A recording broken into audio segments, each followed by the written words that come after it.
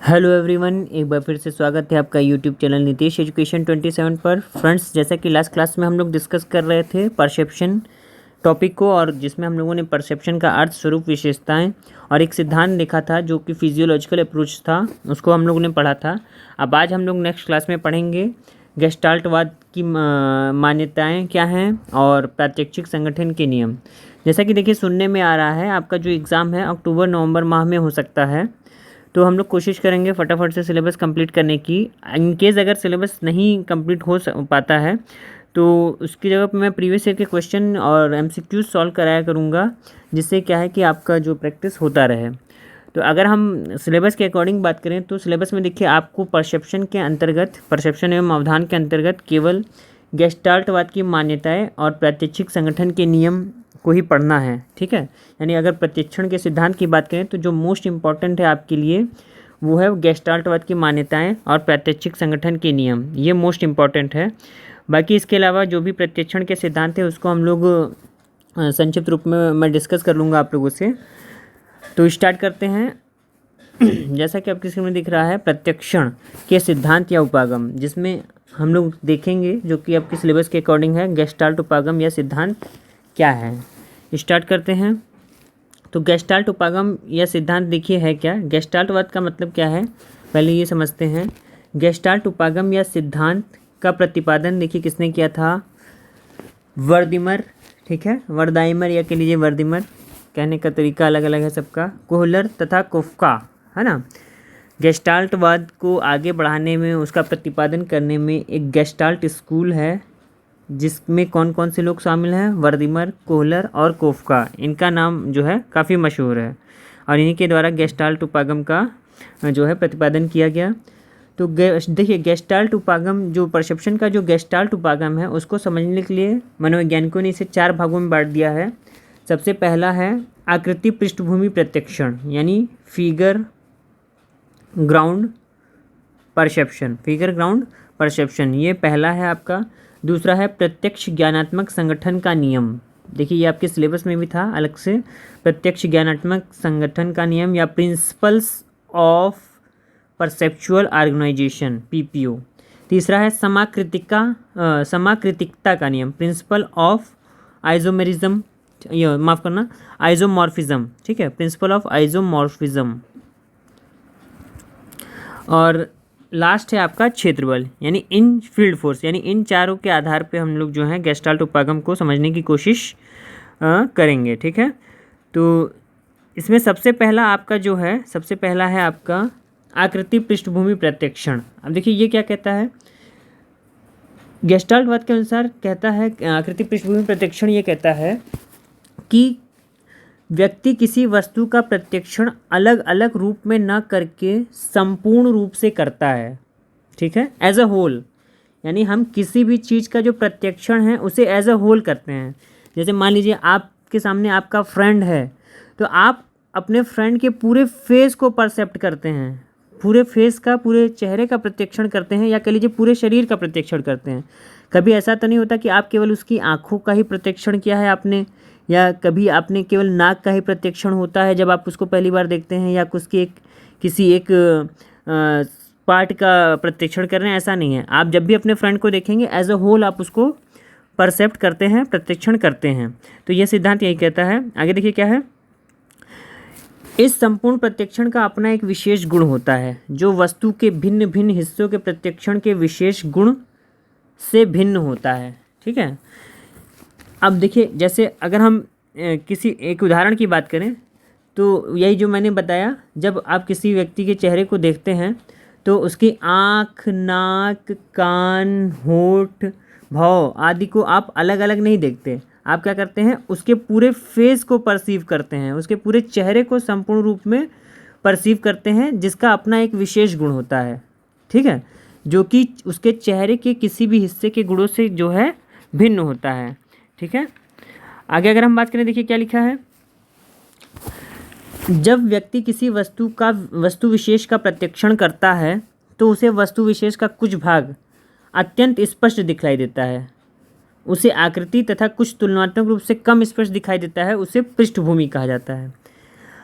अब देखिए इसमें कहने का मतलब ये है, आकृति पृष्ठभूमि यानी फिगर बैकग्राउंड परसेप्शन का मतलब ये है कि कभी कभी ये होता है कि आपका अटेंशन और आपका कंसंट्रेशन जिस चीज़ पर जाता है आप उसी को जो है आपको स्पष्ट रूप से वही चीज़ दिखाई देती है।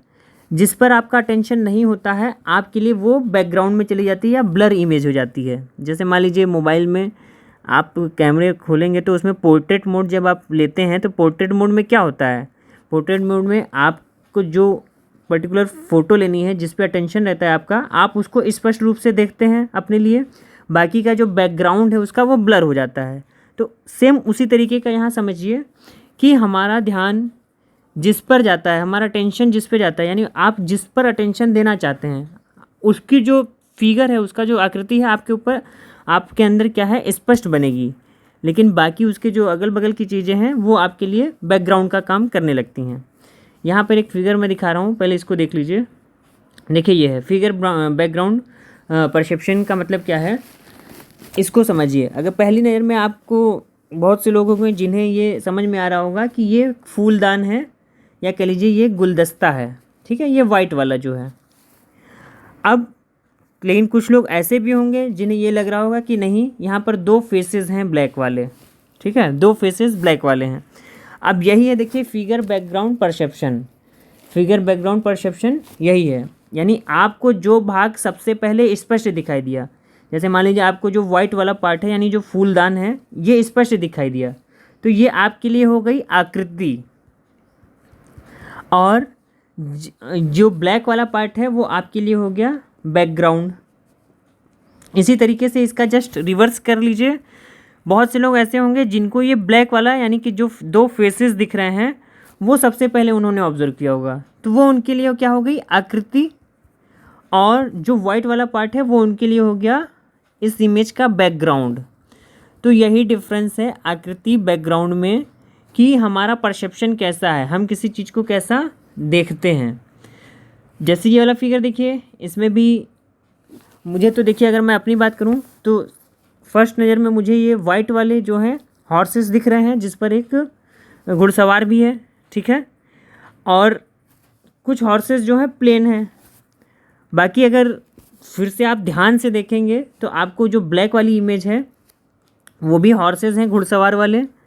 तो ये आपके परसेप्शन पे है कि आपको आपका अटेंशन किस चीज़ पर ज़्यादा है, बैकग्राउंड। आपके अटेंशन के अनुसार ये फिगर में आपका जो बैकग्राउंड है और फिगर है ऑटोमेटिक एडजस्ट हो जाता है।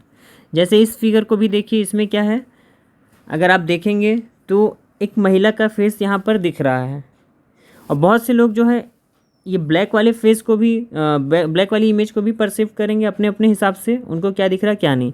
तो आपको पहली नज़र में जो दिखता है स्पष्ट रूप से वो आपकी आकृति होती है, और वो बाकी का जो है बैकग्राउंड बन जाता है। जैसे ये इमेज देखिए, यहाँ पर भी क्या है, यहाँ पर बहुत से लोगों को पहली नज़र में ये क्या दिखा है, एक बढ़िया सा पेड़, बहुत बड़ा छायादार वृक्ष।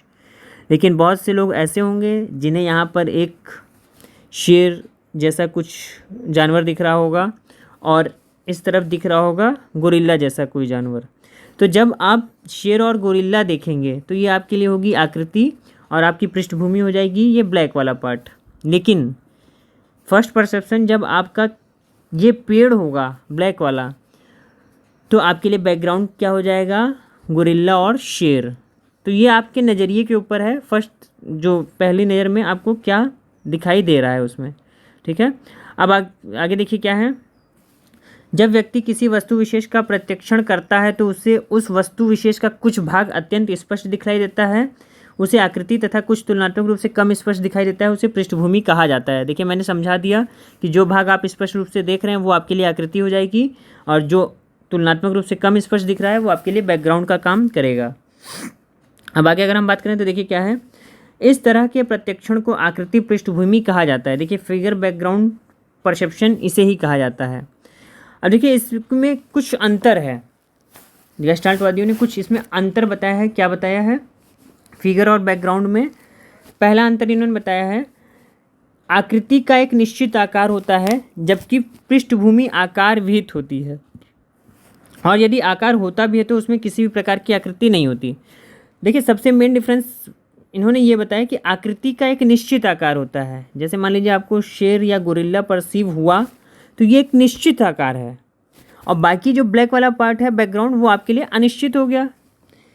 इसी तरीके से क्या है, पृष्ठभूमि हमेशा आकृति के पीछे होता है और आकृति निश्चित आकार के लिए आकार लिए हुए उसी पृष्ठभूमि पर उभरी हुई दिखाई देती है। भाई जाहिर सी बात है, जो चीज़ आपको स्पष्ट दिख रही है वो उभरी हुई दिख रही है, बाकी पृष्ठभूमि आपके लिए क्या हो जाएगी, वो अनिश्चित हो जाएगी और हमेशा पीछे होगी फिगर के।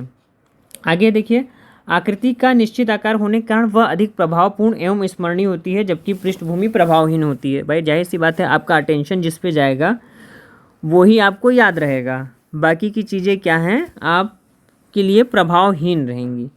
आकृति का स्थान करीब करीब निश्चित तथा सीमित होता है, परंतु पृष्ठभूमि पीछे की ओर अनंत तक फैली होती है। इसमें कोई कहने की बात नहीं है। जैसे मान लीजिए आपका फ्रेंड आपके सामने खड़ा है और पीछे अनंत आकाश है, आपका फ्रेंड आपके सामने खड़ा है और पीछे अनंत आकाश है, तो आपका जो फ्रेंड है वो आपके लिए आकृति है, और अनंत आकाश क्या है, वो अनंत तक फैली हुई है, वो आपकी पृष्ठभूमि है। गत्यात्मक रूप से भी आकृति तथा पृष्ठभूमि में अंतर होता है, डायनेमिकली भी इसमें अंतर होता है। आगे देखिए, कोहलर क्या कहते हैं, कोहलर तथा वॉलेक क्या कहते हैं कोहलर तथा वॉलेक कहते हैं, उन्होंने कहा कि मस्तिष्क में एक विशेष प्रकार की घटना परितृप्ति, विशेष प्रकार की घटना जिसे क्या कहते हैं, परितृप्ति घटना। परितृप्ति घटना को अंग्रेजी में कहते हैं सटिएशन। शटिएशन, देखिए यहाँ पर ये चीज़ मैं इसलिए बता रहा हूँ क्योंकि ये एग्ज़ाम में पूछा जा सकता है कि what do you mean by satiation. तो एक शटिएशन फिनोमेना है ना। तो कोहलर तथा वॉलेक ने मस्तिष्क में एक विशेष प्रकार की घटना जिसे परितृप्ति घटना बताया, उसके द्वारा पलटावी प्रत्यक्षण की व्याख्या की है ना। सेटिएशन फेनोमेना के द्वारा कोहलर तथा वॉलेक ने रिवर्सिबल या रिवर्स परसेप्शन की व्याख्या की है। यानी वो क्या कहते हैं, जब रिवर्स परसेप्शन पलटावी प्रत्यक्षण के अध्ययन में व्यक्ति काले चित्र पर कम से कम 35 सेकंड तक देखता रहता है, ठीक है, तो इससे संबंधित मस्तिष्क क्षेत्र पूर्णतः संतृप्त हो जाता है। परिणाम स्वरूप होता क्या है, परिणाम स्वरूप होता ये है कि परितृप्ति पूर्ण होते ही अपने आप उजला चित्र सामने आ जाता है और फिर इससे संबंधित मस्तिष्क क्षेत्र उत्तेजित होता है तथा फिर धीरे धीरे संतृप्ति की ओर बढ़ने लगता है। परितृप्ति पूरा होते ही फिर अपने आप काली आकृति आंखों के सामने आती है।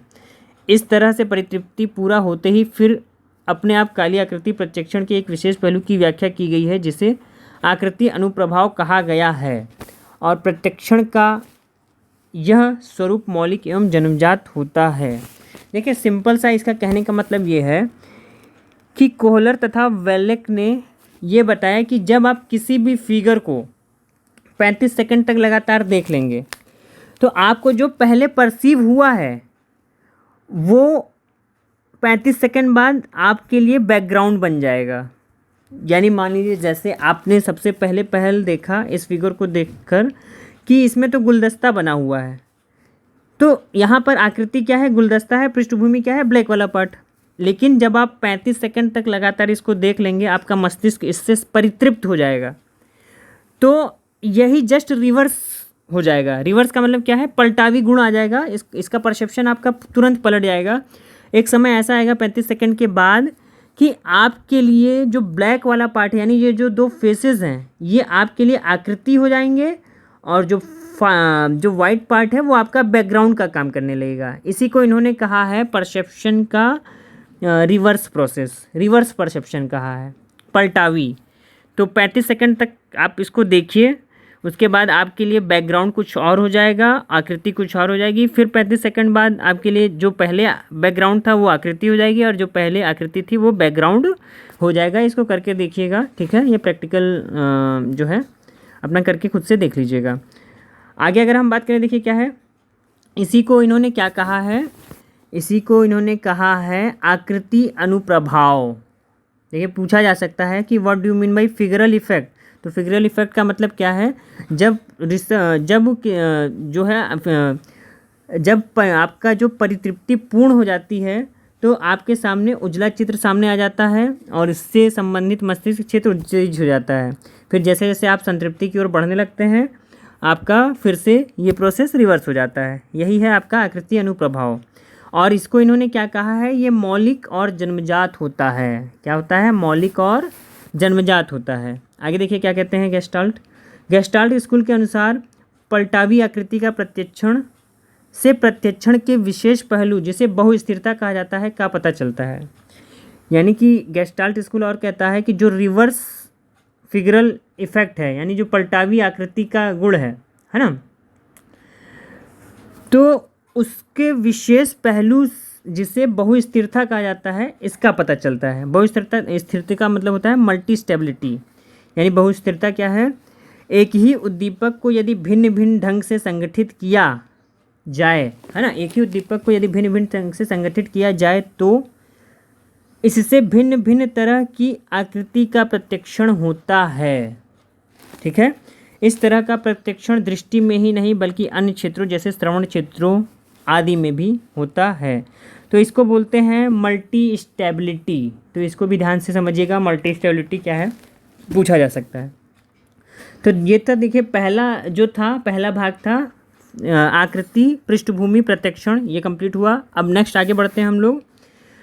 प्रत्यक्षणात्मक संगठन का नियम, प्रिंसिपल ऑफ परसेप्चुअल ऑर्गेनाइजेशन, जो कि आपके सिलेबस में स्पेशली इसको दिया गया है।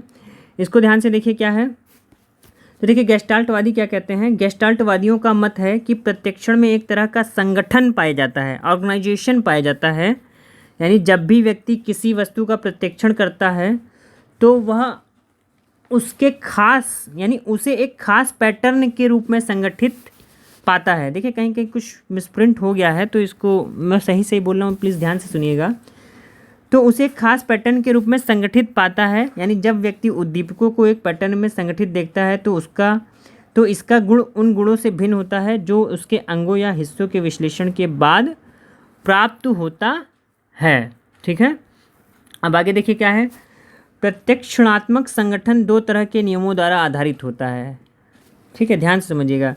जो प्रत्यक्षणात्मक संगठन है या जो परसेप्चुअल ऑर्गेनाइजेशन है, दो तरह के नियमों द्वारा निर्धारित होता है। एक पेरिफेरल रूल या पेरिफेरल नियम या पेरिफेरल प्रिंसिपल जिसे हम कह सकते हैं परिधि नियम, तथा दूसरा है केंद्रीय नियम यानी सेंट्रल प्रिंसिपल्स। ठीक है, अब देखिए आगे क्या है। परिधि, यहाँ से देखिए ये इंपॉर्टेंट पूछा जा सकता है कि what do you mean bye peripheral principles in gestalt perception. तो परिधि नियम में उन नियमों को रखा जाता है जो उद्दीपकों से संबंधित होते हैं। जो किससे संबंधित होते हैं? उद्दीपकों से संबंधित होते हैं। जैसे मान लीजिए उद्दीपकों में सन्निकटता यानी प्रॉक्सिमिटी मतलब पास जो स्टिमुलस होते हैं। दूसरा सिमिलरिटी यानी समानता। तीसरा कॉन्टिन्यूटी यानी निरंतरता। चौथा गुड फिगर यानी अच्छी आकृति। ठीक है, चौथा क्या है आपका? गुड फिगर या गुड फॉर्म, अच्छी आकृति। पांचवा है गैप आदि। कुछ ऐसे गुण हैं जिसमें प्रत्यक्षण के संगठन उत्पन्न होते हैं। तो देखिए एक तो यहाँ पर मैं इंपॉर्टेंट बताना चाहता हूँ कि परिधि नियम के अंतर्गत क्या क्या आता है। तो ये देखिए सन्निकटता, समानता, निरंतरता, अच्छी आकृति, रिक्ति आदि। ठीक है, ये पूछा जा सकता है।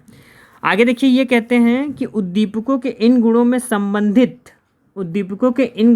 से संबंधित सभी नियम, यहाँ मिसप्रिंट है, सभी है, सभी नियम जन्मजात होते हैं, न कि व्यक्ति उसे अर्जित करके सीखता है। यानी गेस्टाल्टवाद ये कहता है कि व्यक्ति के जो भी परिधि नियम होते हैं वो जन्मजात होते हैं, ना कि व्यक्ति उसे लर्न करता है, उसे बाय बर्थ मिलता है।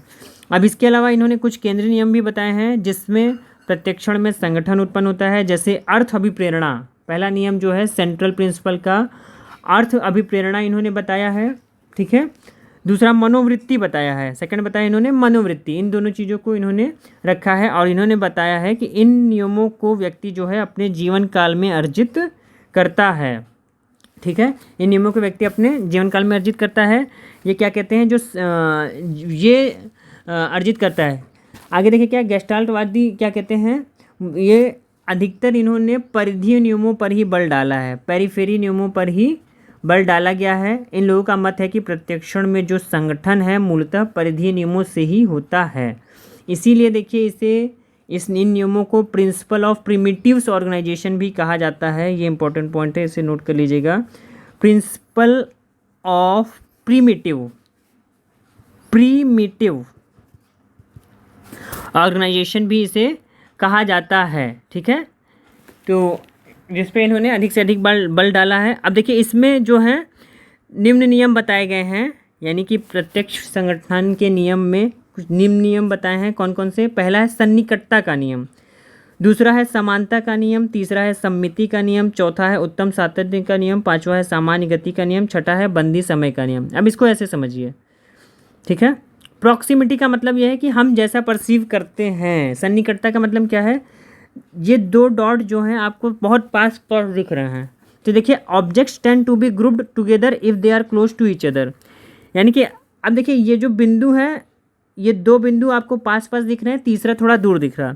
तो हम हमेशा, हमारी जन्मजात प्रवृत्ति होती है, यानी परिधि नियम के अनुसार गेस्टाल्ट क्या कहता है कि जो उद्दीपक एक दूसरे उद्दीपक से समय या स्थान में नज़दीक होते हैं उन्हें व्यक्ति आपस में संगठित कर लेता है ना, और संगठित करके प्रत्यक्षण करता है, जिससे उसे एक स्पष्ट आकृति के रूप में जो उसे दिखाई देता है। जैसे देखिए ये यहाँ पर डॉट तो टोटल कितने हैं आपका? 4 या 12 डॉट हैं, लेकिन ये जो 8 डॉट्स हैं पास पास हैं, इसलिए आपने इसको ग्रुप्ड कर लिया।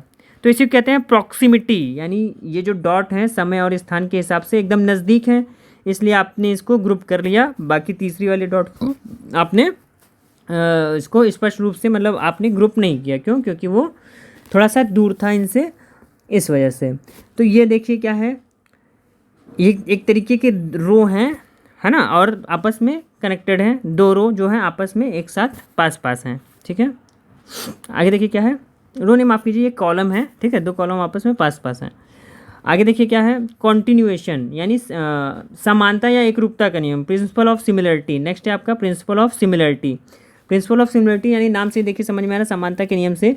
इस नियम के अनुसार क्या होता है, जो उद्दीपक एक दूसरे के समान होते हैं उन्हें व्यक्ति एक साथ संगठित कर प्रत्यक्षण करता है। अब एक दूसरे के समान आपको कौन से दिख रहे हैं? डॉट वाले दिख रहे हैं, यानी जो डॉट वाले स्ट्रक्चर हैं, जो फिगर हैं, वो क्या है, एक जैसे समान दिख रहे हैं, तो आपने उसको क्या कर लिया, ग्रुप्ड कर लिया एक साथ। यानी objects tend to be grouped together if they are similar. और इसमें जो डिसिमिलर कौन सा है? ट्राइंगल वाला पार्ट जो है डिसिमिलर है, ठीक है। तो ये हो गया आपका समानता या एकरूपता का नियम। इसे क्या कहते हैं? समानता या एकरूपता का नियम। नेक्स्ट है आपका तीसरा सम्मिति का नियम, ठीक है। सम्मिति का मतलब सिमेट्री का नियम, सम्मिति का नियम, ठीक है। अब सम्मिति का नियम देखिए क्या कहता है, इसे उत्तम आकृति का नियम भी कहा जाता है। यानी सम्मिति के नियम को हम लोग क्या कहते हैं? उत्तम आकृति का नियम भी कहा जाता है। इस नियम के अनुसार जो उद्दीपक अधिक सम्मित होता है उसे व्यक्ति एक स्पष्ट आकृति के रूप में संगठित देखता है। दूसरी तरफ जिन उद्दीपकों में सम्मिति नहीं होती उसे व्यक्ति एक स्पष्ट आकृति के रूप में संगठित नहीं देखता है। यानी प्रिंसिपल ऑफ सिमेट्री, देखिए जिसमें सिमेट्री है। सिमेट्री का मतलब क्या है? The object tend to be perceived as symmetrical shapes that form around the center. देखिए ये सिमेट्री है, यानी इस ट्रायंगल की सिमेट्री क्या है? इधर है, तो ये है, इसे कहते हैं सिमेट्री का नियम या प्रिंसिपल ऑफ सिमेट्री। आगे अगर हम बात करें उत्तम सातत्य का नियम या प्रिंसिपल ऑफ गुड कॉन्टिन्यूएशन। इस नियम के अनुसार जिन उद्दीपकों में या उद्दीपक के अंशों में एक ही दिशा में जाने या आने की निरंतरता पाई जाती है उन्हें व्यक्ति एक समूह के संगठन के प्रत्यक्षण के रूप में देखता है। तो देखिए कॉन्टिन्यूएशन का मतलब ये हुआ, ठीक है। एक तरीके का आपको दिख रहा है, when there is an intersection between two or more objects people tend to perceive each object as a single uninterrupted object, ठीक है।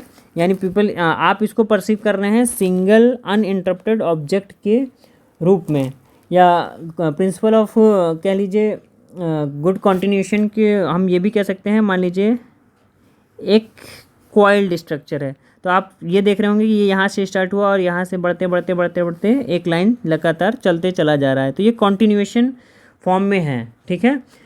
नेक्स्ट है आपका सामान्य गति का नियम, जिसे हम लोग प्रिंसिपल ऑफ कॉमन फेट भी कहते हैं। सामान्य गति का नियम, सामान्य गति का नियम क्या कहता है? देखिए इस नियम के अनुसार दृष्टि क्षेत्र में उपस्थित उद्दीपक के जब सामान्य गति या परिवर्तन होते पाया जाता है तो उसे व्यक्ति में एक खास पैटर्न के संगठित होते हुए प्रत्यक्षण करता है। व्यक्ति उसे एक खास पैटर्न के रूप में संगठित करते हुए प्रत्यक्षण करता है। जैसे मान लीजिए बहुत ढेर सारे डॉट बने हुए हैं और उसमें डॉट डॉट में ही आपने देखा होगा कोई पर्टिकुलर अक्षर, देखिए समझ में आ रहा होगा, जैसे ये एम है।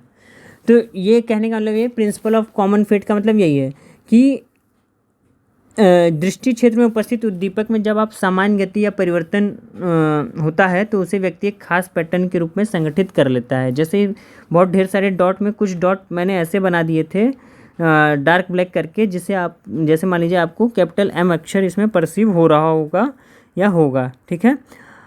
नेक्स्ट है आपका principle of closure. Principle of closure क्या कहता है, बंदी का नियम क्या कहता है। इस नियम के अनुसार व्यक्ति उद्दीपक में रिक्त स्थानों को अपनी ओर से भरकर उसे एक संगठन या पैटर्न के रूप में देखता है। इस नियम की सक्रियता के कारण व्यक्ति उद्दीपक का एक संपूर्ण रूप को न कि उसे विभक्त रूप में प्रशिक्षण करता है। जैसे प्रिंसिपल ऑफ क्लोजर का मतलब देखिए क्या है, विजुअल कनेक्शन और continuity between sets of elements which do not actually touch each other in a composition. देखिए जब आप इसको पहली बार देखेंगे तो आप पहली बार देखते ही समझ गए होंगे कि बीच में एक स्क्वायर है, लेकिन वो स्क्वायर है नहीं, ये हमारे दिमाग ने परसीव कर लिया है। आखिरकार ये है क्या, मेन फिगर हमारा क्या है, ये रेड वाले जो सर्किल हैं, सर्किल का जो 1/4 पार्ट है कट है, ठीक है। तो ये 1/4 पार्ट एक सिमेट्री में कट है और इस कट की वजह से क्या हुआ कि एक जो हमें लाइन मिल गई, लेकिन ये लाइन देखिए कहीं अटैच नहीं है, लाइन देखिए कहीं अटैच नहीं है, ना कोई लाइन बनी है, केवल एक इसका क्लोज़र फॉर्म हमें मिल गया। और इस क्लोज़र फॉर्म की वजह से ही हमने जो बीच में स्पेस है, खाली स्थान है, इसको फुल मान लिया। और इस फुल मानने की वजह से हमने इस फिगर को क्या मान लिया है, स्क्वायर मान लिया है। जो वाइट बैकग्राउंड वाला फिगर है इसे हम लोग ने क्या मान लिया, स्क्वायर मान लिया, एक वर्ग मान लिया। बल्कि हम इसमें क्या है, ना कोई लाइन है ना कोई डिज़ाइन है, केवल हमारी आँखों का परसेप्शन है, केवल हमें एक बाउंड्री दिख रही है बंद होती हुई और रिक्त स्थान में कुछ नहीं है। तो रिक्त स्थान को हमने एज अ होल उसको कंसिडर कर लिया और हम एक उसको क्या मान लिया, हमने वर्ग मान लिया, ठीक है। एक नियम है इसका लॉ ऑफ प्रेग्नेंस और प्रेग्नेंस, ठीक है, प्रेग्नेंस या प्रेग्नेंस भी बोलते हैं जिसे, प्रेग्नेंस यानी कि अर्थगर्भता का नियम। इस नियम का मतलब क्या हुआ, अर्थगर्भता का नियम, ठीक है। अब ये देखिए अर्थगर्भता का नियम है क्या, तो अर्थगर्भता के नियम की बात करें तो इस नियम के अनुसार सभी व्यक्तियों में एक जन्मजात प्रवृत्ति होती है, यानी एक इनेट इंस्टिंक्ट होता है जो प्रत्यक्षण किए जाने वाले उद्दीपकों से अधिकाधिक अर्थ का अनुभव करने की प्रेरणा प्रदान करती है। और ये प्रेरणा हमें मिलती है किसके आधार पर, सिमेट्री के आधार पर, गुड फिगर के आधार पे, क्लोज़र के आधार पे यानी बंदी के नियम के आधार पे, कॉन्टिन्यूटी नियम के आधार पे, ठीक है। और आगे अगर हम बात करें तो इन सारी चीज़ों का जो संबंध है डायरेक्ट किससे होता है, अर्थगर्भता से होता है। यानी उद्दीपकों के इन गुणों के सहारे व्यक्ति में एक तरह का अर्थ ढूंढने का प्रयास करता है, जिसमें सफलता मिलते ही वह उद्दीपकों को एक निश्चित पैटर्न के रूप में स्वीकार कर लेता है, ठीक है। तो जैसे मान लीजिए क्या है,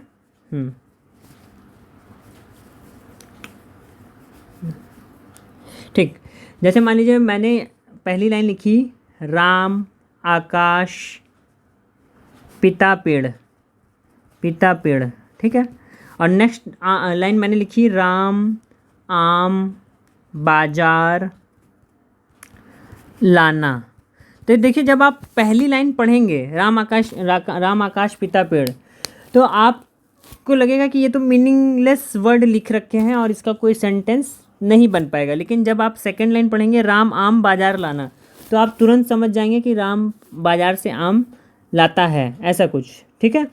तो दूसरी पंक्ति के शब्दों में क्या है, आपसी संबंध आपने आसानी से क्या कर लिया, स्थापित कर लिया, जिसके चलते ही उसे आपने पूर्ण वाक्य के रूप में संगठित कर लिया और उसका प्रत्यक्षण कर आपने स्मरण कर लिया। कैसे कर लिया, अर्थगर्भता के नियम के द्वारा, क्योंकि यह नियम जो होता है जन्मजात होता है, ठीक है। इन्होंने क्या कहा, यह नियम क्या है, जन्मजात प्रवृत्ति होती है अर्थ को ग्रहण करने की।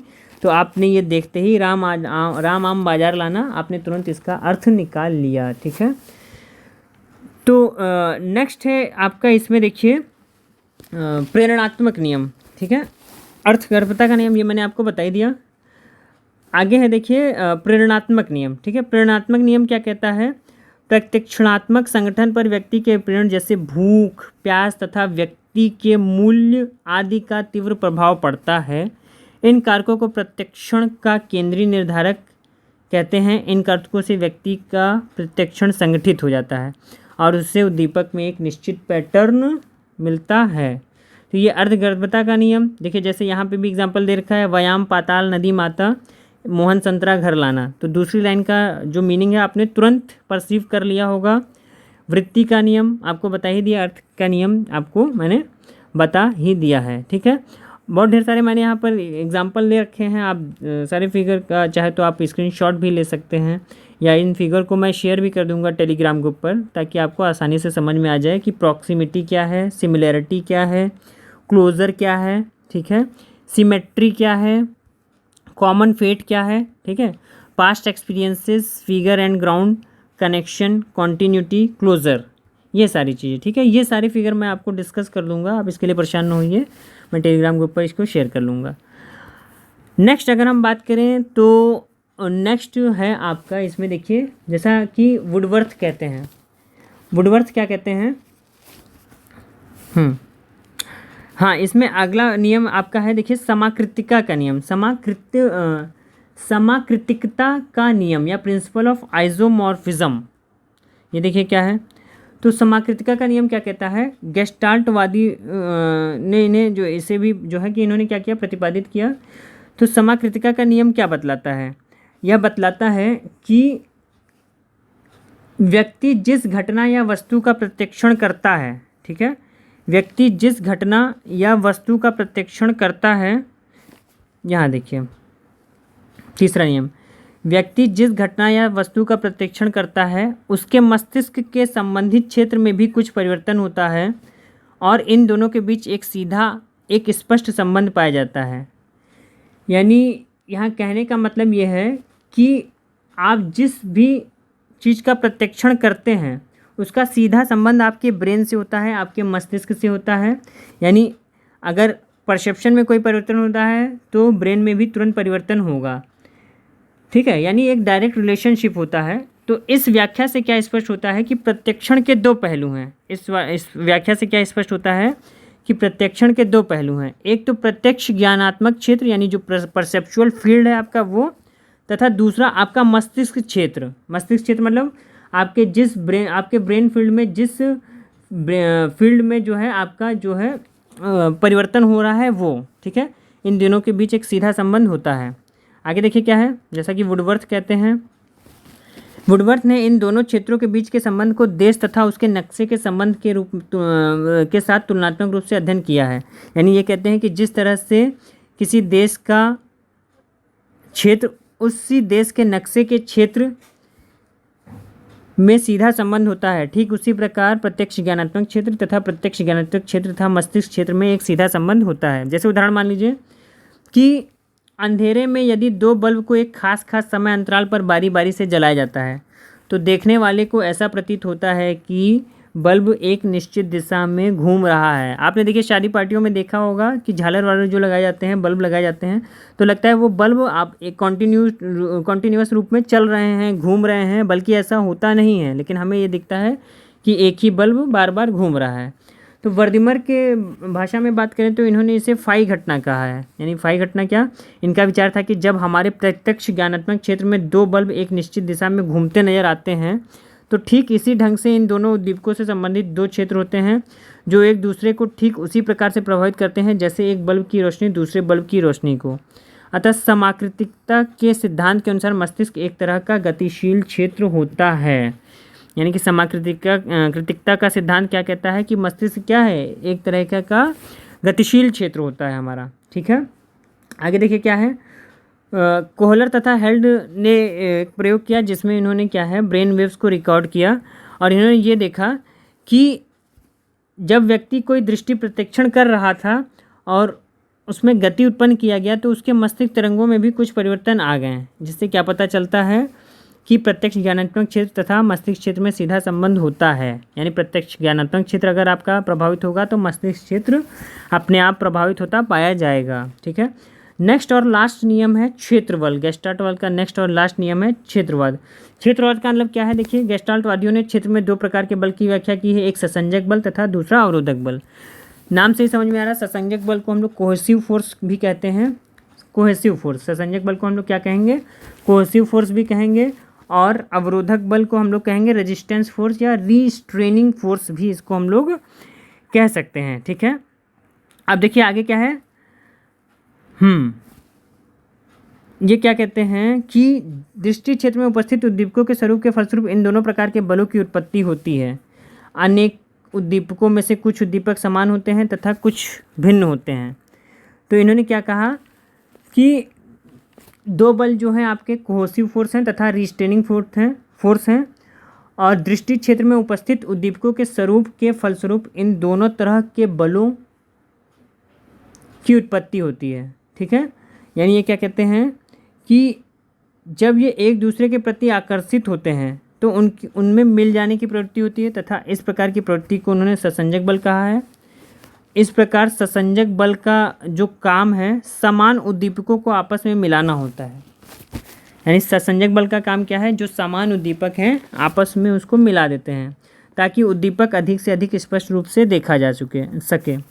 जब हम किसी वस्तु का प्रत्यक्षण करते हैं तो वस्तु का कुछ भाग आकृति के रूप में इसी ससंजक बल के कारण हमें दिखाई देता है। आगे अगर हम बात करें, इसी प्रकार भिन्न भिन्न प्रकार के उद्दीपकों की भिन्नता से अवरोध बल उत्पन्न होता है जिसका मुख्य काम उद्दीपकों को अलग अलग रखना है। यानी कि एक जैसे उद्दीपक संगठित हो जाते हैं ससंजक बल के द्वारा और भिन्न भिन्न प्रकार के उद्दीपक अवरोध के द्वारा या अवरोध बल के द्वारा असंगठित हो जाते हैं। यानी क्या है? जब हम किसी वस्तु का प्रत्यक्षण करते हैं तो ससंजक तथा अवरोधक बल दोनों ही क्रियाशील होते हैं जो क्रमशः आकृति और पृष्ठभूमि के रूप में प्रत्यक्षण का आभास देते हैं। देखिए, ये बहुत इंपॉर्टेंट लाइन है। ये क्वेश्चन पूछा जा सकता है पेपर में कि जो फील्ड क्षेत्र यानी फील्ड थ्योरी के अनुसार या क्षेत्र बल के अनुसार ससंजक बल तथा अवरोधक बल दोनों ही एक साथ क्रियाशील होते हैं, या ससंजक बल क्रियाशील होता है या अवरोधक क्रियाशील होता है या कोई नहीं होता है। तो इस केस में क्या होगा आंसर कि जब आप किसी वस्तु का प्रत्यक्षण करते हैं तो ससंजक तथा अवरोधक बल दोनों ही क्रियाशील होते हैं और इससे क्या होता है? आकृति और पृष्ठभूमि के रूप में प्रत्यक्षण का आभास होता है। यानी कि ससंजक बल जब क्रियाशील होगा तो आकृति आपको स्पष्ट रूप से उभरी हुई दिखाई देगी और अगर आपका असंजक बल या रिस्ट्रेनिंग फोर्स क्रियाशील होगा तो पृष्ठभूमि जो है आपका ब्लर हो जाएगी। ठीक है। तो कोहलर ने क्या कहा है? कोहलर के अनुसार ससंजक तथा असंजक बल दोनों का होना आवश्यक है। थोड़ी देर के लिए मान लीजिए उद्दीपक क्षेत्र या दृष्टि क्षेत्र में से सिर्फ ससंजक बल काम कर रहा है तो ऐसी स्थिति में क्या होगा? सभी उद्दीपक अपना अपना स्वतंत्र अस्तित्व इस तरह से हो जाएंगे कि उनका स्पष्ट प्रत्यक्षण संभव नहीं हो पाएगा। जैसे मान लीजिए केवल एक ही बल काम करेगा तो सभी उद्दीपक इंडिपेंडेंट हो जाएंगे और स्पष्ट प्रत्यक्षण संभव नहीं हो पाएगा। ठीक है। और मान लीजिए सिर्फ अवरोधक बल ही काम कर रहा तो ऐसी परिस्थिति में क्या है? ऐसी परिस्थिति में भी उद्दीपक के सभी भाग एक दूसरे से इतने अलग अलग हो जाएंगे कि वास्तव में निरर्थक हो जाएंगे और उनका सही प्रत्यक्षण कर पाना जो है असंभव हो जाएगा। तो देखिए आगे क्या हुआ? आगे है उद्दीपक क्षेत्र की ससंजक तथा अवरोधक बलों की अपनी अपनी सबलता होती है जो निम्नलिखित 4 नियमों के द्वारा जो है गवर्न होती है। पहला, इन उद्दीपकों के बीच में अगर गुणात्मक समानता अधिक होती है तो उससे ससंजक बल भी अधिक होगा और इसके विपरीत अवरोधक बलों की सबलता कम होती है। यानी कि अगर क्वालिटेटिव समानता है दो उद्दीपकों के बीच तो ससंजक बल अधिक होगा। उद्दीपकों के बीच अगर तीव्रता में समानता है तो भी ससंजक बल अधिक होगा। यानी देखिए क्वालिटी इंटेंसिटी दोनों सिमिलर हैं तो ससंजक बल अधिक होगा और अवरोधक बल कम होगा। यदि दो उद्दीपकों के बीच में स्थान की समानता है तो भी ससंजक बल अधिक होगा और यदि दो उद्दीपकों के बीच समय की समीपता है तो भी ससंजक बल जो है अधिक होगा। यानी एक उद्दीपक के तुरंत बाद दूसरा उद्दीपक आ जाता है तो भी ससंजक बल अधिक होता है। तो देखिए इसमें के जो नीचे के 3 और चौथे नियम हैं ये फाई घटना में या फाई फेनोमेना जो बताई गई है उसमें भी अकर होते हैं। ठीक है। यानी जब कई बल्बों को एक दूसरे के समीप रखकर एक खास समय अंतराल पर जलाया तथा बुझाया जाता है तो क्या लगता है कि एक बल्ब दूसरी बल्ब के रिस्पेक्ट में घूम रहा है। ठीक है, तो ऐसा क्यों होता है? समय की समीपता के कारण होता है। देखिए यहाँ पे थोड़ा सा इंपॉर्टेंट पॉइंट यहाँ पर है, ब्राउन तथा भोथ यानी 1973 ब्राउन तथा भोथ ने जो है ससंजक तथा अवरोधक बल द्वारा प्रत्यक्षण में किए गए कार्यों की जो गणितीय विश्लेषण किया उसको इन्होंने बताया है। गणितीय विश्लेषण किया था, इसके बारे में केवल जानना है। तो इन्होंने देखिए कहा, इसमें हिंदी में लिखा है, मैं अंग्रेजी आपको अंग्रेजी में बता रहा हूँ कि हम ससंजक बल को बोलेंगे समेशन ऑफ सी और अवरोधक बल को बोलेंगे समेशन ऑफ आर। ठीक है, तो मैं केवल डायरेक्ट आपको समझा दे रहा हूँ, पढ़ने का कोई मतलब नहीं है, समझ काफ़ी समझाना पड़ेगा इसमें। देखिए जब ससंजक बल का योग यानी summation of C equal to हो जाएगा समेशन ऑफ आर के, यानी आपके अवरोधक बलों के बराबर हो जाएगा उद्दीपकों के, तो इस केस में क्या है, जब दोनों तरह के बल समान हो जाएंगे तो जो प्रत्यक्ष ज्ञानात्मक शक्ति है वो ना के बराबर होती है, यानी तब प्रत्यक्षण की कोई भी प्रक्रिया अकर नहीं होगी, तब कोई भी परसेप्शन अकर नहीं होगा। देखिए जैसा कि लिखा भी है कि परिस्थिति में प्रत्यक्षण की क्रिया नहीं के बराबर होगी, क्योंकि दोनों तरह के बल समान रूप से सबल होने पर प्रत्यक्ष ज्ञानात्मक शक्ति नहीं होती है। तो ये इम्पॉर्टेंट पॉइंट है, क्वेश्चन पूछा जा सकता है कि अगर summation of C equal to summation of R हो जाए, यानी ससंजक और अवरोधक बल समान हो जाए, तो क्या प्रत्यक्षण की प्रक्रिया होगी? तो याद रखिएगा बिल्कुल नहीं होगी, क्योंकि प्रत्यक्ष ज्ञानात्मक शक्ति नहीं होती है।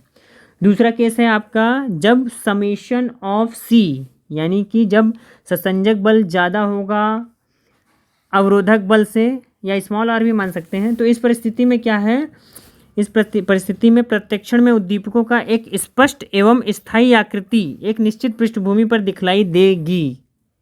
ठीक है, यानी कि इस तरह की परिस्थिति में आकृति पृष्ठभूमि का प्रत्यक्षण स्पष्ट होता है अगर समेशन ऑफ सी बड़ा है समेशन ऑफ आर से। तीसरी परिस्थिति है इसमें, समेशन ऑफ सी अगर छोटा है समेशन ऑफ आर से, तो उस केस में क्या है, जो उद्दीपक का प्रत्यक्षण है अस्पष्ट एवं अस्थायी होता है। तो ये समझ लीजिएगा, इनके नियम का मतलब टोटल यही था। ये 3 कंडीशन यहाँ पर थी जिसे मैंने जो है आपके सामने डिस्कस कर लिया। अब गेस्टाल्ट सिद्धांत की देखिए कुछ आलोचनाएं भी हैं, इसको भी हम लोग डिस्कस कर लेते हैं। तो पहली आलोचना क्या है, गेस्टाल्टवादियों ने अपने तथ्य के समर्थन में प्रयोग किया, फिर भी उनके अधिकतर प्रयोग ऐसे हैं जिनमें मनोवैज्ञानिकों ने एक प्रविधि में संबंधित अनेक त्रुटियां होती हैं, जिसके परिणाम स्वरूप इनसे जो प्राप्त निष्कर्ष हैं इसकी विश्वसनीयता उतनी अच्छी नहीं है जितनी होनी चाहिए। दूसरा आलोचना क्या किया गया, इन्होंने अधिगम को एकदम स्थान ही नहीं दिया है। मतलब गेस्टाल्टवादियों ने प्रत्यक्षण में ये कहा है कि लर्निंग का कोई रोल नहीं होता, ये केवल सारी चीज़ों को क्या मानते हैं, जन्मजात मानते हैं, यानी अधिगम या अनुभूति के अभाव में भी सही नहीं होगी एवं हमेशा अधूरी होगी। भाई जाहिर सी बात है, जब आप कोई चीज़ सीखेंगे नहीं, लर्निंग होगी नहीं, तो काफ़ी चीज़ें अस्पष्ट और अधूरी रहेंगी। तीसरा है, इन्होंने समाकृतिका का जो सिद्धांत बताया है इसमें मात्र दैहिक पूर्वकल्पना की बात की है। निश्चित ही यह एक महत्वपूर्ण व्याख्या है, परंतु इसके सबूत अभी परोक्ष रूप से ही हैं हमारे पास, इसलिए इस सिद्धांत पर पूर्ण रूप से निर्भर रहना संभव नहीं है। ठीक है, चौथा इनकी कमी ये है, इन्होंने जो संगठनात्मक नियम बताया है इसमें जो प्रत्यक्षण का वर्णन होता है केवल उसका वर्णन उन्होंने किया है, उसकी व्याख्या नहीं होती, ये कहते हैं। मतलब आलोचक ये कहते हैं कि इन्होंने जो अपना संगठनात्मक नियम बताया उसके द्वारा केवल प्रत्यक्षण का इन्होंने वर्णन किया है, ना कि उसकी व्याख्या की है। यानी हम यह तो समझ पाते हैं कि किस तरह का संगठन उत्पन्न हो रहा है, परंतु यह नहीं समझ पाते कि ऐसा संगठन क्यों उत्पन्न हो रहा है। पांचवी आलोचना है इनकी कि गेस्टाल्टवाद का तर्क है कि उद्दीपक के गुण या विशेषताओं के कारण प्रत्यक्ष ज्ञानात्मक संगठन उत्पन्न होता है, लेकिन आधुनिक मनोवैज्ञानिक क्या कहते हैं कि प्रत्यक्ष ज्ञानात्मक संगठन सिर्फ उद्दीपक या उनकी गुण या विशेषताओं पर ही आधारित नहीं होता, बल्कि व्यक्ति द्वारा उन गुणों की प्रदत्त व्याख्या पर भी आधारित होता है। जैसे मान लीजिए रॉक एंड ब्रोसगोल ने अपना एक अध्ययन किया, उन्होंने बताया कि समानता का जो प्रभाव है, जो निर्णय है पर स्पष्टतः आकार स्थिरता सूचना यानी कॉन्स्टेंसी इन्फॉर्मेशन का प्रभाव भी पड़ता है। आखिरी आलोचना है इनकी कि इन्होंने क्या, कैनेडी ने अपने अध्ययन के आधार पर यह बताया कि संकेत का प्रभाव आकृति पृष्ठभूमि पर प्रत्यक्षण पर पड़ता है, कैनेडी के अनुसार जब संकेतों का प्रभाव आकृति पृष्ठभूमि प्रत्यक्षण पर इतना जोरदार पड़ता है तो स्पष्टतः इस तरह के प्रत्यक्षण को मौलिक जन्मजात नहीं माना जा सकता है। जैसा कि गेस्टाल्टवाद क्या कहता है कि प्रत्यक्षण जो है जन्मजात होता है। ठीक है, तो ये था आपका गेस्टाल्ट परसेप्शन, यानी कि गेस्टाल्टवाद के अनुसार प्रत्यक्षण क्या है, उसकी समानता सिद्धांत क्या है। आज हम लोगों ने उसको डिस्कस कर लिया है। ठीक है, अब नेक्स्ट क्लास में हम लोग आगे के टॉपिक पढ़ेंगे। साथ ही साथ यहाँ पर देखिए कुछ इंपॉर्टेंट पॉइंट्स मैंने और जोड़ रखे हैं। गेस्टाल्ट क्या है, एक देखिए जर्मन शब्द है जिसका अर्थ होता है अनुभव की संपूर्णता। सबसे पहले जो रूबिन इन्होंने आकृति पृष्ठभूमि गोचर का अध्ययन किया है, ये याद रखिएगा। तीसरा है आकृति पृष्ठभूमि प्रत्यक्षण के व्यक्तिगत निर्धारकों में चेतन, इच्छा, अभिप्रेरणा, अभ्यास, अभिवृत्ति, रुचि तथा पूर्व अनुभव जैसे कारकों का बहुत ही महत्वपूर्ण स्थान है। नेक्स्ट पॉइंट है देखिए, जब दृष्टि क्षेत्र या उद्दीपन क्षेत्र में विद्यमान उद्दीपकों की भौतिक ऊर्जा समान रूप से वितरित हो तो ऐसा उद्दीपक क्षेत्र मनोवैज्ञानिक शब्दावली में गेंसफेल्ड कहलाता है। ये पूछा जा सकता है। प्रत्यक्षीकरण के देखिए दो पहलू हैं, मस्तिष्क क्षेत्र और प्रत्यक्ष ज्ञानात्मक क्षेत्र। जैसा कि मैंने बता दिया, ये क्वेश्चन पूछा जा सकता है। और इन दोनों में जो है समाकृतिका का नियमानुसार ये सीधा संबंध पाया जाता है, यानी अगर प्रत्यक्ष ज्ञानात्मक क्षेत्र परिवर्तित होगा तो ब्रेन या जो मस्तिष्क क्षेत्र है वो ऑटोमेटिक परिवर्तित हो जाएगा। इस नियम का सिंपल सा कहने का मतलब यही है। इसी ही थ्योरी ऑफ आइजोमॉर्फिज्म कहा जाता है। ये इंपॉर्टेंट लाइन है, इसको नोट डाउन कर लीजिएगा। तो आज हम लोगों ने डिस्कस किया क्या है गेस्टाल्टवाद परसेप्शन के पॉइंट ऑफ व्यू से। आशा करता हूँ ये वीडियो आपको अच्छा लगा होगा। अगर आपको किसी भी प्रकार की कोई कन्फ्यूज़न है तो मुझे कमेंट के द्वारा पूछ सकते हैं। और अगर आप UGC net paper first, PGT psychology और असिस्टेंट प्रोफेसर साइकोलॉजी की भी अगर आप तैयारी कर रहे हैं तो ये सारे वीडियोज़ उसमें भी काम आएंगे, क्योंकि टॉपिक और सिलेबस लगभग एक जैसा होता है, बस थोड़ा सा डिफरेंस होता है क्वेश्चन लेवल में। तो ये सारे जो वीडियोस हैं सीटेट से लेके PGT psychology, net psychology, assistant professor psychology की जो पोस्ट आई हैं यूपी HESC में, उसके लिए भी ये मोस्ट इंपॉर्टेंट वीडियोस हैं। तो चैनल को जरूर सब्सक्राइब लाइक एंड शेयर कीजिए। मिलते हैं नेक्स्ट वीडियो में। Thank you so much. आपका दिन शुभ हो।